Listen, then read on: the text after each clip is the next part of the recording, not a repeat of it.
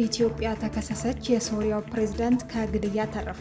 ሰላም ዴይሊ ወሬ ነው። የአሁንን ወሬዎች በጥቂቱ። በአምስት ሰነፎች የተነሳ የትግራይ ህዝብ ለጦርነት መማገድ መቆም አለበት ሲሉ አቶ ጌታቸው ረዳ ተናገሩ። የኤርትራ መንግስት ኢትዮጵያ ግጭት ለመቀስቀስና ምክንያታዊ ለማስመሰል ዲፕሎማሲያዊ መልእክቶችን እየተጠቀመች ነው ስትል ከሰሰች። እስራኤልን አድነናታል፣ አሁን ደግሞ ኔታንያሁን እናድናለን ሲሉ ተናገሩ ፕሬዝዳንት ዶናልድ ትራምፕ። ኢራን በኒውክሌር ጣቢያዎቿ ላይ ጉዳት መድረሱን አመነች። እነዚህንና ሌሎች ወሬዎችን እንነግራችኋለን። በየዕለቱ አዳዲስ ወሬዎችን ለመስማት ቻናላችንን ሰብስክራይብ በማድረግ የቤቱ ተቀዳሚ ቤተሰቦች እንድትሆኑ እንጋብዛለን። ወደ ወሬዎቹ። በአምስት ሰነፎች የተነሳ የትግራይ ህዝብ ለጦርነት መማገዱ መቆም አለበት አሉ አቶ ጌታቸው ረዳ። አንድ ፓርቲ ውስጥ ያሉ አምስት ሰነፎች ሲሉ የጠሯቸው ግለሰቦች የትግራይን ህልውና ችግር ውስጥ ከተውታል ሲሉ የጠቅላይ ሚኒስትሩ የምስራቅ አፍሪካ ጉዳዮች አማካሪ አቶ ጌታቸው ረዳ ተናግረዋል። አቶ ጌታቸው ረዳ ይህንን ያሉት ሴንተር ፎር ሪስፖንሲብል ኤንድ ፒስፉል ፖለቲክስ የተሰኘ ድርጅት ባዘጋጀው ውይይት ላይ ባደረጉት የመክፈቻ ንግግር ነው። ድርጅቱ ከአዲስ አበባ ዩኒቨርሲቲ ጋር በመተባበር ሰላም፣ ዲሞክራሲና ልማት በትግራይ እድሎችና ፈተናዎች በሚል ርዕስ ውይይት እያካሄደ ይገኛል። በዚሁ የውይይት መድረክ ላይም አቶ ጌታቸው ረዳና የሰላም ሚኒስትር አቶ መሐመድ ኢድሪስን ጨምሮ በርካታ የተለያዩ ፖለቲካ አቋም ያላቸው የትግራይ ፖለቲከኞችና ተጽዕኖ ፈጣሪ ሰዎች ተገኝተዋል። በውይይት መድረኩ ላይ ንግግር ያደረጉት አቶ ጌታቸው ረዳ ፖለቲካ ውስጥ ከገባን ጀምሮ እንዲህ ያሉ ውይይቶች ሲካሄዱ ቆይተዋል ብለዋል። አሁን ከመቼውም ጊዜ በላይ የትግራይ ህዝብ ሰላም ያስፈልገዋል ያሉም ሲሆን ህዝቡ አሁን የህልውና አደጋ እየተጋረጠበት ሆኗል ሲሉም ተደምጠዋል። አሁን የትግራይ ህዝብ ልማት ይቆይለት ያሉት አቶ ጌታቸው መልማት ችግር የለውም፣ ግን ህዝቡ የህልውና አደጋ ተጋርጦበታል ያሉት 5 እና 7 የሆኑ ሰነፎች የትግራይ ህዝብና ወጣቱን ወደ ጦርነት የሚማግዱበት ሁኔታ መቆም አለበት፣ ለዚህ ደግሞ ዲሞክራሲ የግድ ይላል ሲሉም ነው የተሰሙት።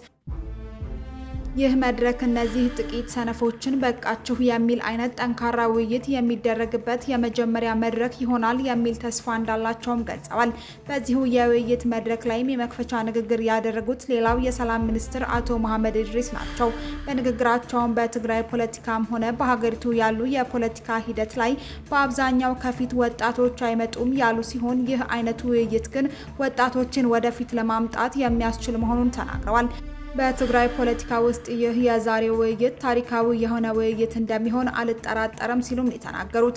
ጦርነት ይብቃ ለማለት ድፍረት ይጠይቃል ያሉት ሚኒስትሩ ሰላም ማለት ድፍረት ይጠይቃል፣ ከጦርነት የሚተርፍ ህዝብ የለም ሲሉ ገልጸዋል። መድረኩም በተለያዩ መነሻ ጽሁፎች መነሻነት ሰፋ ያለ ውይይት ተደርጎበታል። በሌላ ወሬ የኤርትራ መንግስት ኢትዮጵያ ግጭት ለመቀስቀስና ምክንያታዊ ለማስመሰል ዲፕሎማሲ መልእክቶችን እየተጠቀመች ነው ስትል ከሰሰች። የኢትዮጵያ መንግስት ኤርትራ በኢትዮጵያ ላይ ትንኮሳ በመፈጸምና ሉዓላዊነትና የግዛት አንድነትን በመጣስ ለመክሰስ ለተባበሩት መንግስታት ድርጅት ዋና ጸሐፊና ለበርካታ ሀገራት መንግስታት ዲፕሎማሲያዊ መልእክቶችን ልካለች ስትል ኤርትራ ቅሬታ አቅርባለች። ይህም ግጭት ለመቀስቀስና ምክንያታዊ ለማስመሰል የሚደረግ ጥረት አካል ነው ስትል የከሰሰችው።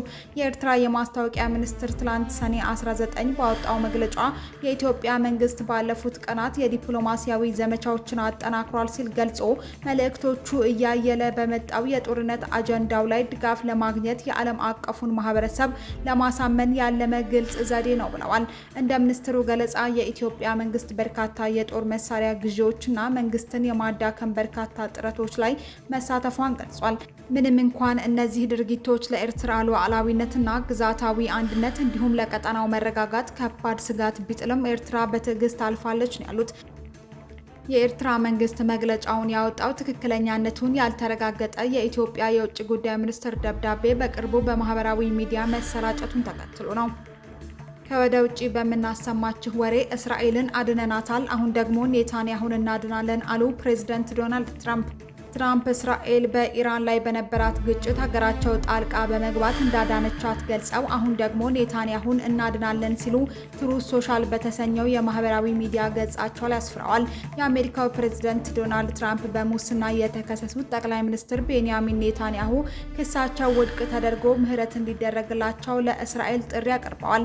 ኔታንያሁ በበኩላቸው ትራምፕን ለኔ ላደረክልኝ ድጋፍ እንዲሁም ለእስራኤል ላደረከው ታላቅ እገዛ አመሰግናለሁ ሲሉ የምስጋና መልእክታቸውን አስተላልፈዋል። የእስራኤል ጠቅላይ ሚኒስትር ቤንያሚን ኔታንያሁ በሙስና በማጭበርበርና እምነትን በመጣስ የተመሰረተባቸው ክስ የፍርድ ሂደት 5 ዓመታትን አስቆጥሯል። ጠቅላይ ሚኒስትሩ የቀረቡባቸውን ክሶች ማስተባበላቸውም ይታወሳል። የእስራኤል ዋና ተቃዋሚ መሪ ያየር ላፒድ ትራምፕን በመተቸት በነፃ ሀገር ህጋዊ ሂደት ውስጥ ጣልቃ መግባት የለባቸውም ሲል ቢቢሲ ዘግቧል። የሶሪያው ፕሬዝዳንት ከግድያ ተረፉ። ፕሬዝዳንት አህመድ አልሻር ከአይኤስ የግድያ ወጥመድ መዳናቸው ታውቋል። አይኤስ ፕሬዝዳንቱ በአርአ ከተማ ለጉብኝት በተጓዙበት ወቅት ለመግደል ኃይሉን አሰማርቶ እየጠበቀ እንደነበር ቲአርቲ ወርልድ ዘግቧል። ይሁን እንጂ ስለ ግድያው ቅድመ መረጃ እየደረሳቸው የሶሪያና የቱርክ የደህንነት መስሪያ ቤቶች በፈጸሙት የተሳካ ኦፕሬሽን የግድያው ዋና አቀናባሪ የሆነው የአይኤስ ከፍተኛ አመራር እንዲሁም ሌሎች ገዳይ ስኳዶች በቁጥጥር ስር ማዋል ችለዋል።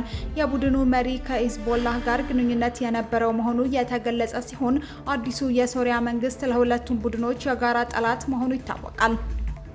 በመጨረሻም በምናሰማችሁ ወሬ የኒውክሌር ጣቢያዎች ላይ ጉዳት ደርሷል ስትል ኢራን የእምነት ቃሏን ሰጠች።